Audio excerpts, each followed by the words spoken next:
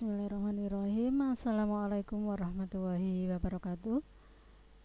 Ya, selamat berjumpa kembali dengan saya Ibu Munifah pada mata kuliah Akuntansi Keuangan 1. Ya, sebelum kita mulai untuk kuliah online pada pertemuan ke-13 ini, ya marilah kita bersama-sama berdoa bersama ya supaya untuk kuliah online pada pertemuan kali ini itu berjalan dengan lancar.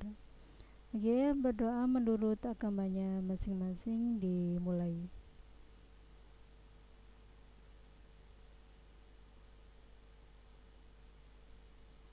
Oke, selesai. Oke, pada pertemuan ke-13 ini saya akan melanjutkan yaitu mengenai aktiva tetap. Yang kuliah online sebelumnya sudah saya jelaskan yaitu mengenai definisi dari aktiva tetap, kemudian klasifikasi aktiva tetap dan yang lainnya.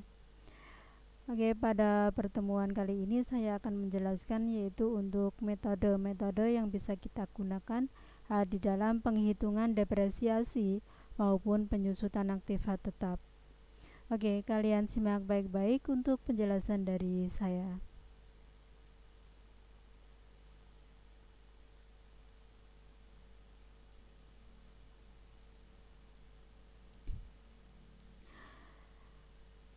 Oke, pada pertemuan sebelumnya kita sudah mengenal ya mengenai aktiva tetap.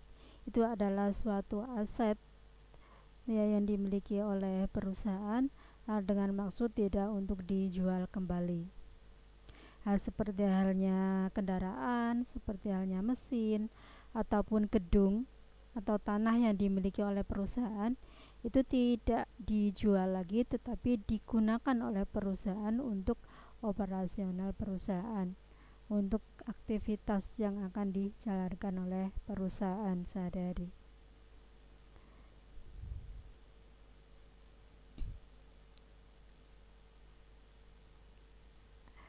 Biasanya untuk aktiva tetap itu kan akan mengalami penurunan nilainya yang dinamakan dengan depresiasi ataupun penyusutan. Ada dua kemungkinan kenapa kok aktiva tetap tersebut nilainya turun. Yang pertama yaitu karena penurunan fisik. Penurunan fisik ini terjadi akibat pemakaian aktiva atau pengaruh alam. Mungkin karena penggunaannya itu tidak hati-hati sehingga aktiva tetap tersebut rusak. Kemudian contohnya untuk kendaraan tersebut sering kita gunakan ya. Setiap hari sering kita gunakan bepergian, pergi ke kampus, pergi ke pasar dan yang lainnya. Tentunya saja kendaraan tersebut lama-kelamaan juga akan rusak. Kemudian sebuah gedung, sebuah rumah yang setiap hari kena sinar matahari, kemudian karena hujan, mungkin karena ada bencana banjir ataupun longsor sehingga gedung tersebut akan rusak. Maka nilainya juga akan turun. Kemudian yang kedua karena ketinggalan zaman. Aktiva yang sudah lama dan ketinggalan zaman tentunya saja nilainya akan turun. Contohnya seperti HP. HP dulu itu Nokia itu sangat populer sekali ya. Cuma ada tilut-tilut itu ya suaranya ya. Tidak ada WA, tidak ada Mozilla-nya, tidak ada Facebook-nya dan yang lainnya. Itu sangat berarti sekali. Tetapi untuk saat ini HP seperti itu sudah tidak laku lagi. Sekarang sudah banyak yaitu HP-HP yang lebih canggih. Untuk sepeda motor juga sama. Dulu sepeda motornya merek Yamaha, merek Honda. Yang cuma bisa kita gunakan cuma ke pasar, dan untuk modelnya itu juga biasa. Tetapi untuk zaman sekarang ini, untuk tahun ini, model-model yang seperti itu tidak laku, kecuali ada orang yang ingin mengoleksi barang-barang yang dulu, barang-barang yang antik.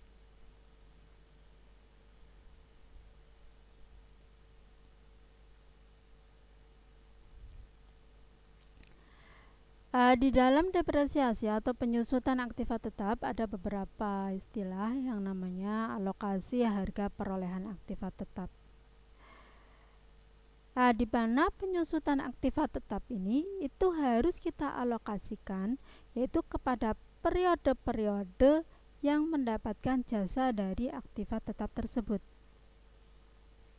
Contohnya saja, Anda kok membeli sebuah kendaraan tahun 2000.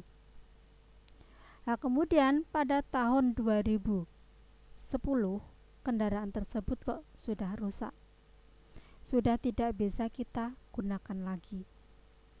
Makanya untuk biaya depresiasi atau penyusutan tersebut itu nanti akan dibebankan yaitu pada tahun 2000 sampai tahun 2010. Karena pada tahun tersebut itu yang memanfaatkan kendaraan itu.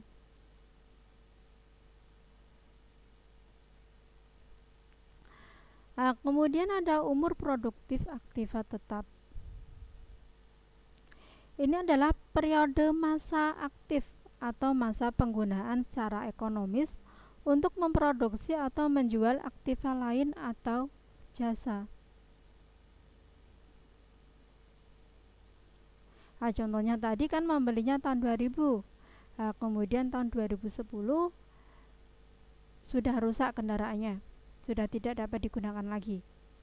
Yang dinamakan umur ekonomis yaitu tahun 2000 sampai tahun 2010, yaitu ada 10 tahun. Ya. Yaitu dimana periode kita membeli sampai dengan pada saat aktiva tetap tersebut itu tidak bisa digunakan lagi.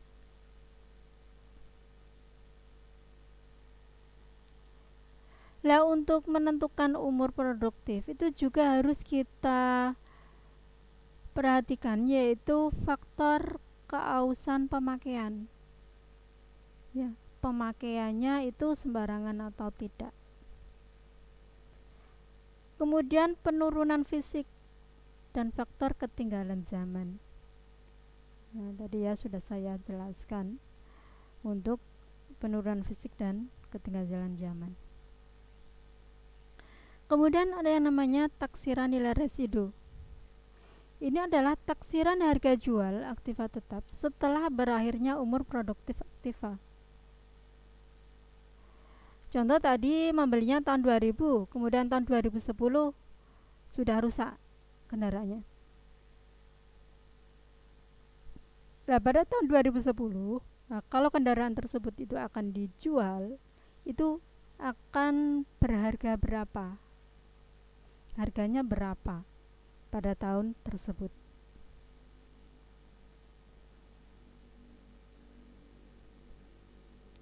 Contoh sekarang ini saya membeli sebuah mesin fotokopi. Kalau saya perkirakan 5 tahun ke depan atau 10 tahun ke depan, itu harga mesin tersebut itu akan bernilai berapa harganya.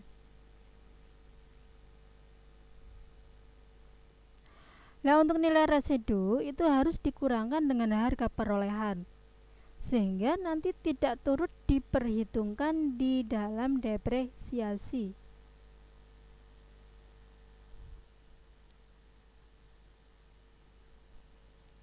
Nah, untuk pencatatannya itu ada dua metode. Kita bisa menggunakan metode langsung dan kita bisa menggunakan metode tidak langsung.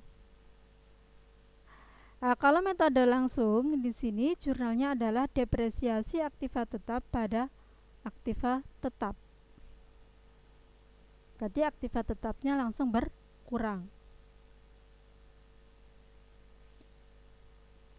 Tapi kalau kita menggunakan metode tidak langsung untuk jurnalnya, yaitu depresiasi aktiva tetap pada akumulasi depresiasi aktiva tetap. Itu ya. Nah, kita bisa melihat perbedaannya untuk pencatatan secara langsung dan juga secara tidak langsung.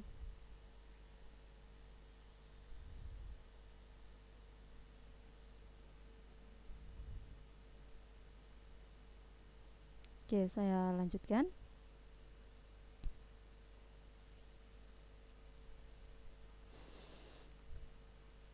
Untuk metode penghitungan depresiasi itu ada 3 macam. Ada garis lurus, ada angka tahun, dan ada persentase nilai buku. Ya, saya akan menjelaskan satu persatu yaitu mengenai metode tersebut.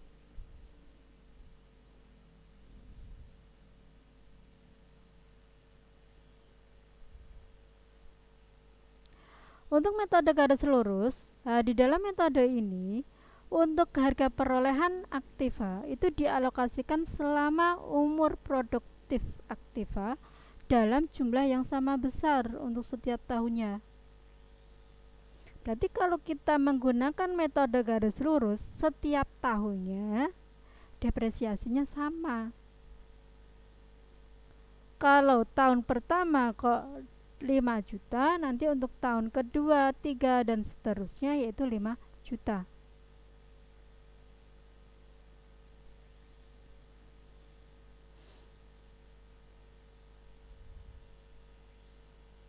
Nah, untuk mencari depresiasi per tahunnya yaitu dari harga perolehan, kita kurangi nilai residu, kita bagi dengan umur ekonomis.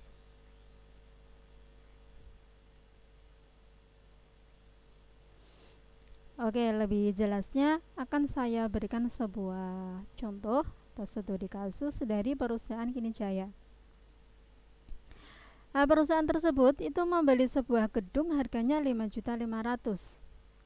Kemudian gedung tersebut ditaksir umurnya itu 4 tahun.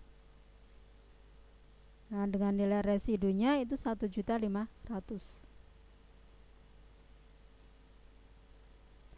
Nah, untuk mencari depresiasi per tahunnya yaitu dari harga perolehan.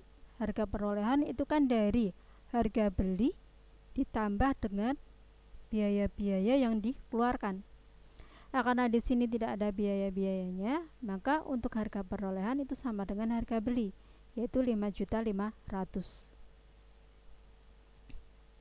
Kita kurangi dengan nilai residu. Nilai residunya yaitu 1.500.000. Kita bagi dengan umur ekonomis. Umur ekonomisnya yaitu 4 tahun. Ya, 5.500.000 kurangi 1.500.000 kan masih 4 juta ya. Dibagi 4. 1 juta.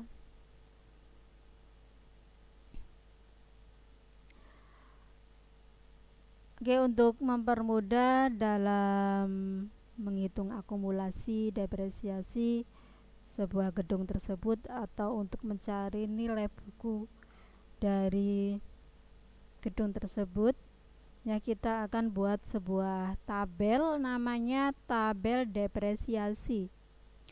Untuk tabel depresiasi di sini terdiri dari 4 kolom ya. Kolom pertama itu adalah periodenya. Karena di sini ada 4 tahun, maka di sini ada tahun pertama, tahun kedua, ketiga dan keempat. Nah, karena di sini metodenya menggunakan garis lurus, maka untuk depresiasinya sama setiap tahunnya. Tahun pertama sampai tahun keempat depresiasinya 1 juta semua. Nah, kemudian untuk akumulasi depresiasi, nah tadi sudah kita cari bahwa untuk akumulasi depresiasi tahun pertama itu sama dengan depresiasi tahun pertama. Untuk nilai bukunya adalah dari harga beli atau nilai buku pertama kita kurangi dengan depresiasi. Kan depresiasinya 1 juta. Nah, maka di sini nilai buku tahun pertama 4.500.000.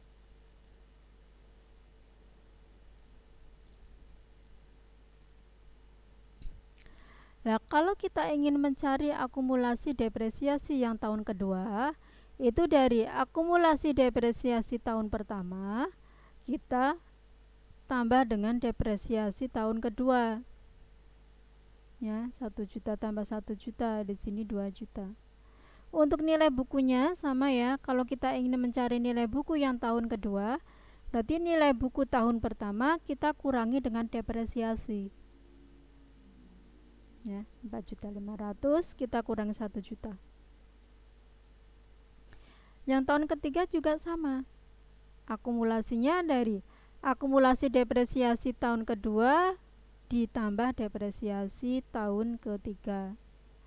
Nilai bukunya, nilai buku tahun kedua kita kurangi dengan depresiasi tahun ketiga. Ya, kemudian yang akumulasi itu ditambah, kalau yang nilai buku dikurangi dengan depresiasi.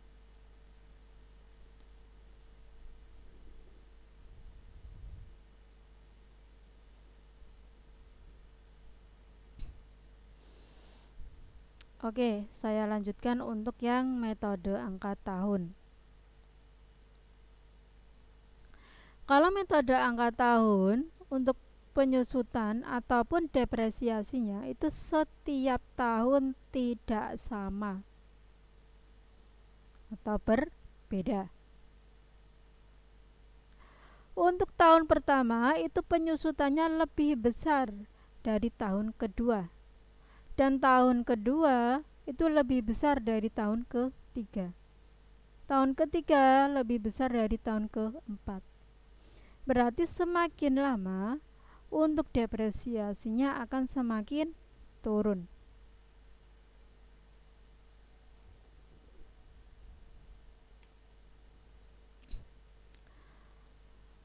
Oke, kita lihat untuk contohnya dari perusahaan Tesa Makmur. Di sini perusahaan Tesa membeli sebuah kendaraan harganya 7 juta. Umur ekonomisnya itu 5 tahun, nilai residunya 2.500.000.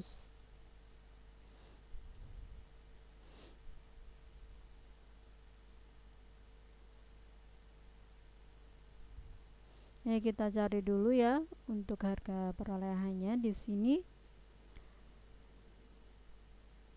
yaitu harga beli kita kurangi dengan nilai residu 7 juta kurangi 2.500.000 ya, 4.500.000. Kemudian untuk mencari angka tahun, nah karena di sini ada 5 tahun ya, nah maka kita buat yang namanya deret ini ya. Berarti di sini 5 ditambah 4 tambah 3 tambah 2 tambah 1.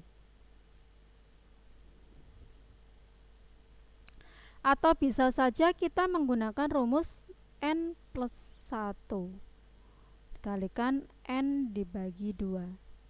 N ini adalah umur ekonomis. Karena di sini umur ekonomisnya 5 tahun, N-nya saya ganti 5 ya. Berarti 5 ditambah 1 kan 6. Kemudian di sini 5 dibagi 2 ya.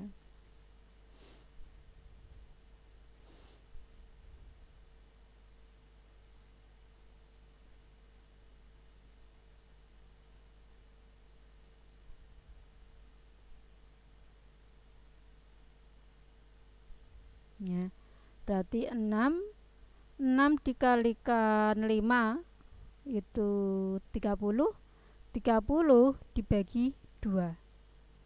15 sama.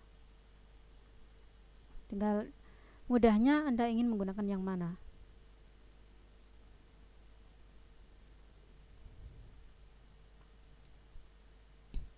Nah, kalau kita ingin mencari penyusutan tahun pertama, berarti di sini 5/15. 5-nya berarti dari ini ya, 5 tahun itu ya. Dibagi 15, angka tahunnya dikalikan dengan harga perolehannya 4.500.000. Untuk penyusutan tahun kedua berarti 4/15 kali 4.500.000. Tahun ketiga 3/15, yang tahun keempat 2/15, tahun kelima 1/15.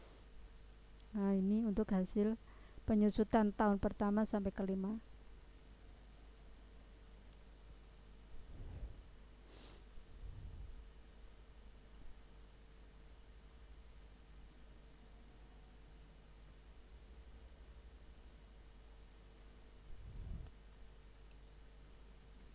Ya, saya lanjutkan untuk tabel depresiasinya.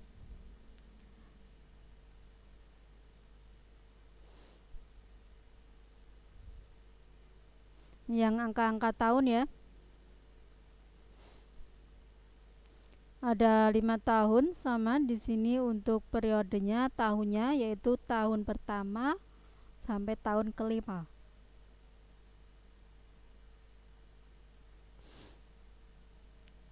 Nilai bukunya 7 juta, ini untuk harga belinya ya, 7 juta. Untuk depresiasinya kita masukkan. Untuk tahun pertama di sini 1.500.000, tahun kedua 1.200.000, 3 900, tahun keempat 600, dan tahun kelima 300. Nah, kemudian untuk akumulasi depresiasi, itu yang tahun pertama itu dari depresiasi, yang tahun kedua itu dari akumulasi depresiasi tahun pertama ditambah dengan depresiasi tahun kedua. Yang ketiga berarti dari akumulasi depresiasi tahun kedua ditambah depresiasi tahun ketiga. Yang keempat juga sama, akumulasi dari tahun ketiga ditambah depresiasi tahun keempat, dan seterusnya. Kalau nilai buku dikurangi dengan depresiasi. Untuk tahun pertama kenapa di sini 5.500.000? Itu dari 7 juta dikurangi depresiasi tahun pertama 1.500.000. Yang tahun kedua dari nilai buku tahun pertama 5.500.000 dikurangi depresiasi tahun kedua 1.200.000.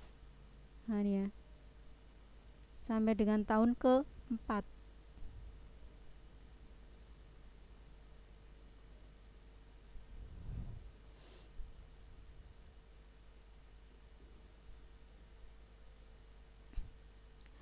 Yang ketiga yaitu metode prosentase nilai buku.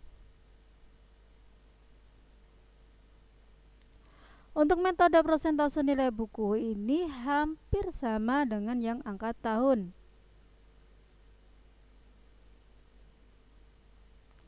Semakin lama, maka depresiasinya akan semakin menurun.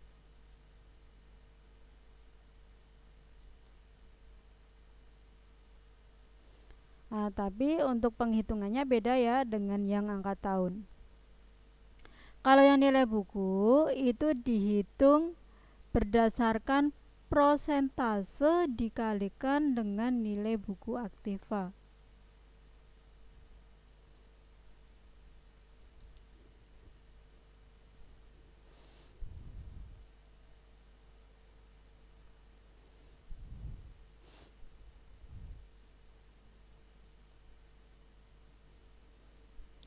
Oke, lebih jelasnya saya berikan sebuah contoh dari perusahaan CV Dian Kartika.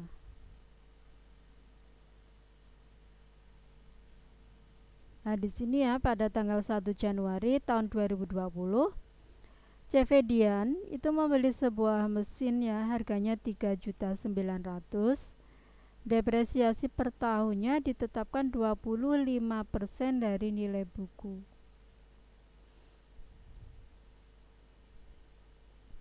Untuk penghitungan yang tahun pertama, yaitu dari 25% dikalikan dengan harga beli mesinnya 3.900.000. Tapi untuk yang tahun kedua, itu 25% kalikan nilai bukunya dari mana, yaitu dari harga beli dikurangi dengan depresiasi tahun pertama. Yang tahun ketiga 25% kali harga beli kurangi depresiasi tahun pertama dikurangi depresiasi tahun ketiga. Begitu juga nanti untuk yang tahun keempat ya. Tahun keempat berarti 25%, Anda kalikan harga beli kurangi depresiasi tahun pertama, kedua, dan ketiga. Maka nanti untuk depresiasinya semakin lama akan semakin turun.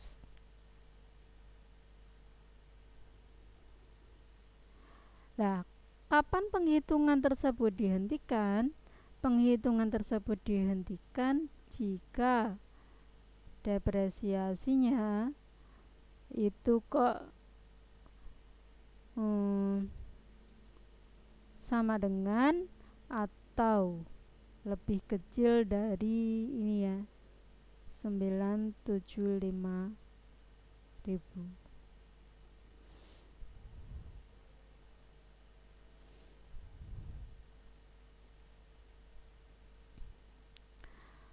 Untuk pembuatan tabel depresiasi, metode prosentase nilai buku sama antara garis lurus maupun angka-angka tahun tadi. Ada kolom tahunnya karena di sini nanti kalau Anda lanjutkan itu sampai banyak sekali ya. Ada 5 tahun ya. Atau bahkan 8 tahun. Untuk depresiasinya berarti dari ini ya. Ini saya di tabelnya saya bulatkan supaya mudah untuk menghitungnya ya. Nah ini ada 975.000. Ini dari tahun pertama, tahun keduanya 731.000, tahun ketiga 549.000, dan tahun keempat berarti untuk tahun keempat ini ya dari 25% kita kurangi 3.900.000 kali 3.900.000 kurangi 2.925 kurangi 2.194 dan lainnya ya. Ini ya dikurangi ini ya akumulasinya ya, depresiasinya ya. Ini berarti 25% kita kalikan dengan 3.900.000 dikurangi ini 975, 731 dan 549. Itu yang tahun keempat. Untuk tahun kelima juga sama nanti. Untuk akumulasinya sama ya, untuk penghitungannya dengan garis lurus dan angka tahun. Dari akumulasi sebelumnya ditambah depresiasi. Kalau nilai buku dari nilai buku tahun sebelumnya dikurangi depresiasi, maka lama akan turun untuk nilai depresiasinya.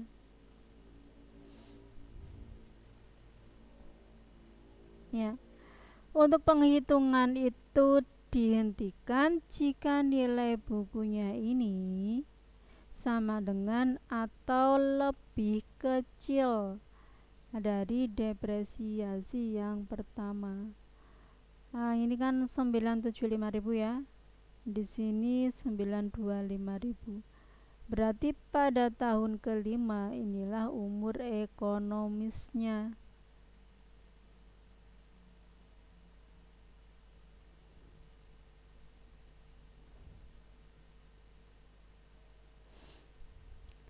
Kemudian metode selanjutnya yaitu metode satuan hasil. Untuk metode satuan hasil ini depresiasi dihitung dengan cara kita menaksir jumlah satuan hasil produksi yang dapat dihasilkan oleh aktiva tetap ya selama masa produktif. Berarti selama mesin tersebut bisa digunakan ya, dia dapat memproses berapa barang. Nah, untuk mencari beban depresiasinya itu dengan cara kita mengalihkan jumlah unit produksi yang dihasilkan pada periode tersebut dengan tarif depresiasi per satuan hasil produksi. Oke, lebih jelasnya kita akan melihat contohnya dari perusahaan Arta Makmur. Perusahaan tersebut pada tanggal 13 Juli itu kan membeli mesinnya 4.250.000, kemudian ditaksir akan menghasilkan 500.000 satuan barang. Kemudian nilai residunya 250.000. Nah, untuk mencari tarif depresiasi per satuan hasilnya itu dari harga perolehan 4.250.000 dikurangi residunya 250.000 dibagi dengan jumlah unit produksinya 500.000. Berarti di sini tarifnya Rp8. Nah, jika hasil produksi pada tahun 2020 itu kok 45.000 unit, maka untuk beban depresiasi pada tahun 2020 itu dari 45.000 yaitu barang yang diproduksi pada tahun 2020 dikalikan dengan tarif depresiasinya yaitu Rp8. Ya, ini untuk beban depresiasi tahun 2020 jika yang diproduksi 45.000 unit.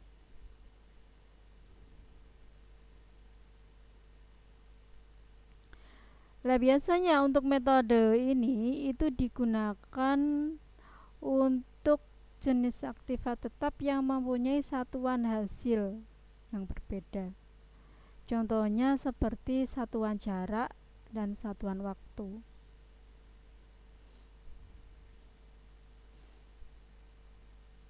Nah, contohnya kita naik kendaraan 1 kilo dengan 2 kilo itu kan membutuhkan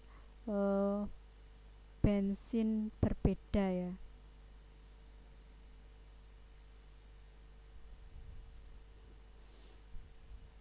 Atau mungkin bulan Januari dengan bulan Februari.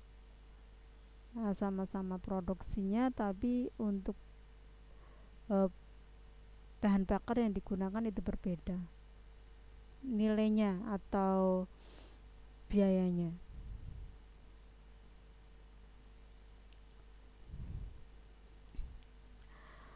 Oke, itu yang bisa saya sampaikan untuk materi akuntansi keuangan 1 untuk pertemuan ke-13 ini ya. Nanti kalau ada yang ingin Anda tanyakan, Anda bisa tanya di grup WA ataupun di Siakat. Oke, saya akhiri untuk kuliah online pada pertemuan kali ini. Wassalamualaikum warahmatullahi wabarakatuh. Selamat beraktivitas kembali.